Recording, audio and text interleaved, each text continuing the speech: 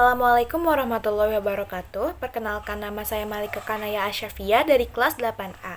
Pada kesempatan kali ini, saya akan menjelaskan mengenai bab 5 yang berjudul Meneladani Produktivitas dalam Berkarya dan Semangat Literasi Masa Keemasan Islam pada Era Abu Abbasiyah tahun 750 sampai 1258 Masehi. Untuk yang pertama yaitu lahirnya ilmuwan dan tumbuhnya ilmu pengetahuan. Daulah berasal dari bahasa Arab yaitu dala, yadulu, dan daulah yang berarti bergilir, beredar, dan berputar.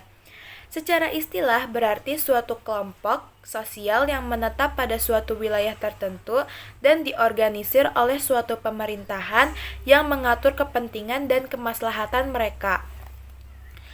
Daulah Abbasiyah berarti pemerintahan yang berasal dari keluarga Abbas yang menjadi khalifah secara turun-temurun. Keluarga Abbas adalah keturunan dari paman termuda Rasulullah SAW yang bernama Abbas bin Abdul Muthalib. Daulah Abbasiyah didirikan oleh cicit Abbas bin Abdul Muthalib yang bernama Abu al-Abbas as-Saffah Abdullah bin Muhammad bin Ali bin Abdullah bin Abbas bin Abdul Muthalib. Abu al-Abbas memimpin Daulah Abbasiyah selama 5 tahun.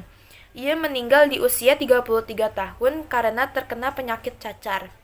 Selanjutnya kepemimpinan digantikan oleh saudaranya Al-Mansur.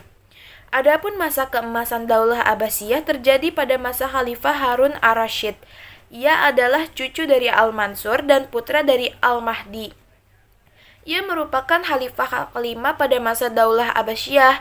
Harun ar-Rasyid diangkat menjadi khalifah menggantikan kakaknya Al-Hadi. Ia berkuasa selama 23 tahun. Wilayah kekuasaan Daulah Abbasiyah membentang sampai perbatasan India Timur pada masa Khalifah Harun ar-Rasyid. Iran, Afghanistan, Jazirah Arab Selatan, dan Afrika Utara adalah negara-negara Timur Tengah yang masuk ke dalam kekuasaannya. Wilayah kekuasaannya juga meluas dari Laut Hitam sampai Laut Mediterania, termasuk Pulau Siprus, Rhodes, Kreta, dan Sisilia. Kemudian kepemimpinannya dilanjutkan oleh putranya yang bernama Al-Makmum. Al-Makmum menjadi khalifah yang ketujuh setelah berhasil membuat kekuasaan Daulah Abbasiyah dari kakaknya sendiri yang bernama Al-Amin. Al-Makmum berkuasa selama 20 tahun lamanya. Setelah Al-Makmum wafat, kepemimpinannya digantikan saudaranya yang bernama Al-Mustaqim. Kita masuk yang kedua yaitu keindahan kota Baghdad dan daya tarik Bait Al-Hikmah. 1. Keindahan kota Baghdad. Baghdad menjadi pusat pemerintahan pada masa Khalifah Al-Mansur. Meskipun wilayahnya kecil, namun Baghdad merupakan situs Mesopotamia pada masa kerajaan Babilonia.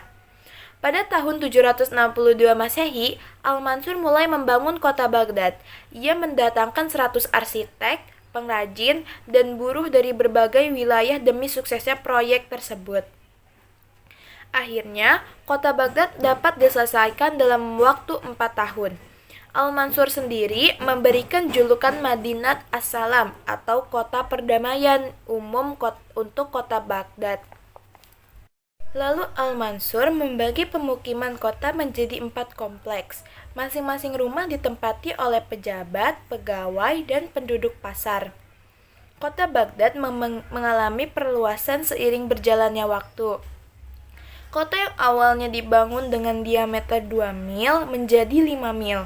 Tempat hiburan seperti pancuran kuda dan kebun binatang, rumah ibadah agama lain, dan pemukiman pendatang mulai bermunculan di kota Baghdad. Selanjutnya, Al-Mansur mendirikan istana Rusafah di tepi timur Sungai Tigris untuk putranya Muhammad Al-Mahdi. Ada kawasan baru di sekitar istana yang disebut Al-Khuld atau Rumah Surga. Baghdad mengalami perkembangan peradaban yang pesat. Semua mata negara tertuju pada kota ini. Banyak orang-orang negara lain yang berkunjung ke Baghdad untuk berdagang, menuntut ilmu, dan mencari pekerjaan. Kesenian di kota Baghdad juga mengalami perkembangan, namun artefak-artefak yang dimiliki telah hilang. Sebagian diakibatkan perang saudara antara Al-Amin dan Al-Ma'mun yang memperebutkan kekuasaan. Sebagian lainnya dihancurkan oleh tentara Mongolia.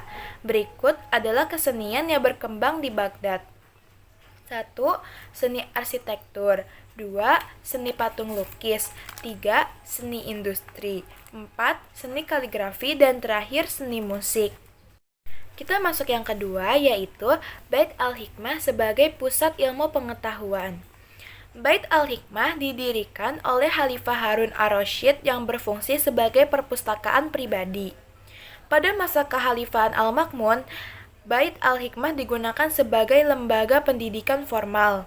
Lalu Al-Ma'mun menambahkan ruang observatorium dalam Bait Al-Hikmah sebagai wadah belajar mengajar astronomi.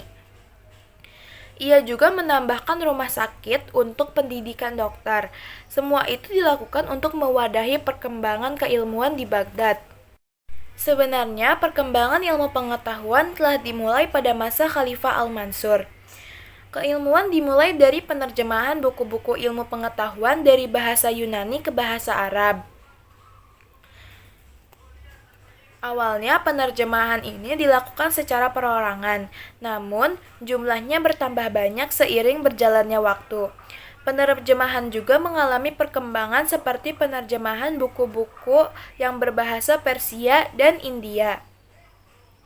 Banyak ilmuwan yang lahir dari lembaga Bait Al-Hikmah, di antaranya Ibnu Sina, Al-Batani, Al-Khawarizmi. Banyak juga filosof yang lahir dari lembaga ini seperti Al-Kindi, Al-Farabi, Al-Ghazali. Ada juga ilmuwan-ilmuwan luar yang belajar dari Bait Al-Hikmah. Mereka belajar ilmu pengetahuan yang telah dikembangkan di Bait Al-Hikmah untuk dibawa pulang ke negara masing-masing. Masuk yang ketiga, yaitu meneladani produktivitas, literasi, dan keharmonisan intelektual antar agama. Bentuk-bentuk semangat yang dapat kita teladani sebagai berikut. 1. Semangat dalam berkarya. 2. Semangat dalam menuntut ilmu.